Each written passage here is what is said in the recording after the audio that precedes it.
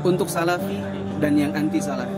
Pertama yang salafi dulu. Kita memang harus rajin-rajin mengotokritik diri kita sendiri sebagai seorang salafi. Termasuk kami pribadi. Seperti mungkin sebagai seorang salafi, apalagi salafi di masa sekarang, kita lebih banyak suka dengan ilmu-ilmu yang menurut kita itu lebih ringan. Ketika diberikan ilmu-ilmu yang sifatnya qawaid, usul, disuruh mencatat, disuruh ngaji kitab, banyak dari kita yang mungkin malas. Bahkan ada sebagian dari oknum salafi yang mencibir kalau ada kajian-kajian kitab, lebih suka dengan kajian-kajian tematik. Kualitas ilmu di sebagian salafi kekinian, kualitasnya menurun dibandingkan dengan ustadz-ustadz kita di masa lampau. Contoh, misalnya dalam firman Allah Subhanahu wa taala dikatakan, "Ud'u ila sabili rabbika bil hikmati wal mau'izatil hasanah wajadilhum billati hiya ahsan." Ajaklah orang, berdakwalah kepada jalan Tuhan dengan hikmah dan nasihat yang baik. Apa yang dimaksud dengan hikmah di sini?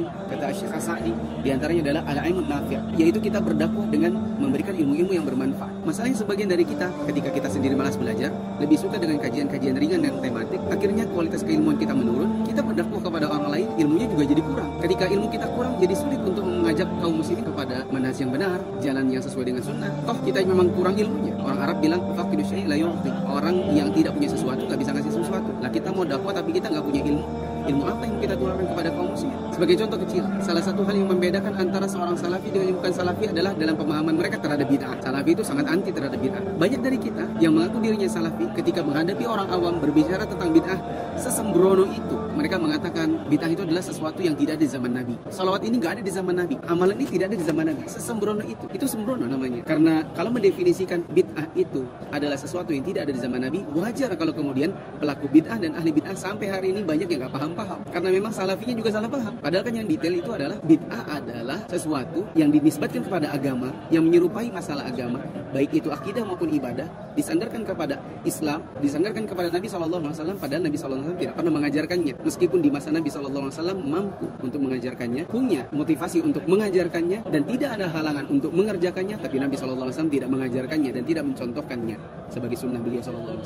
Tidak sesimpel tidak ada di zaman Nabi. Wajar kalau kemudian orang nggak paham-paham. Contoh yang lain di zaman kita sekarang ini, sebagian dari kita mungkin berdakwah hikmahnya kurang.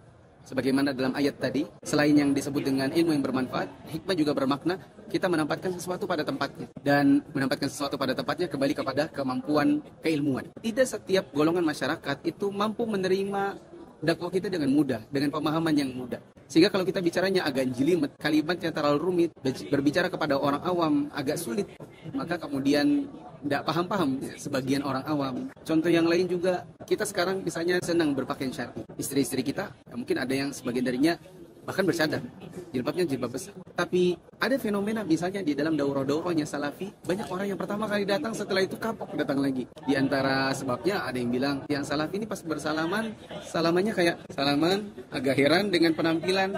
Bagi orang-orang yang mungkin jilbabnya masih bunga-bunga, jilbabnya masih warna-warni, masih banyak bros-brosnya, bling-blingnya, kurang akrab dan kurang ramah terhadap orang-orang baru. Kalau menyapa, tertawa, bersalaman hanya kepada yang sesamanya, yang baru ini kurang diajak, kurang dirangkul. Banyak yang kemudian mengatakan, ya sudahlah, nggak usah ngaji lagi, atau udahlah, ini pertama dan terakhir. Nah, ini otokritik yang perlu seorang salafi harus mengoreksi lagi. Bagaimana dengan yang anti salafi?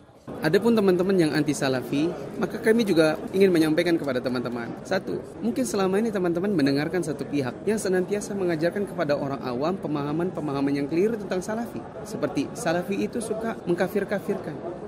Coba datangkan bukti, bisa disimak dari ceramah-ceramahnya asatizah. Apakah ada mereka mengkafirkan secara ta'yin? Kalau mereka mengkafirkan secara mujmal, maka di dalam ayat, di dalam hadis itu memang diajarkan. Seperti orang yang menyembah selain Allah, orang yang menduakan Allah dan berbuat syirik, memang dianggap sebagai orang-orang musyrik. Itu kan takfir-takfir yang sifatnya mujmal, bukan ta'yin. Ketika diajarkan kepada orang-orang awam, ini salafi itu suka mengkafirkan karena mereka menganggap ini amalannya amalan syirik. Kita katakan, ini yang kemudian membuat sebagian orang awam juga jadi salah paham dan jadi anti salafi karena mereka diajarkan dengan ajaran yang salah. Ketika di antara ahli bid'ah ada yang mengajarkan kita itu di neraka-nerakain, soalnya dianggap amalan kita bid'ah dan kita itu pasti masuk neraka.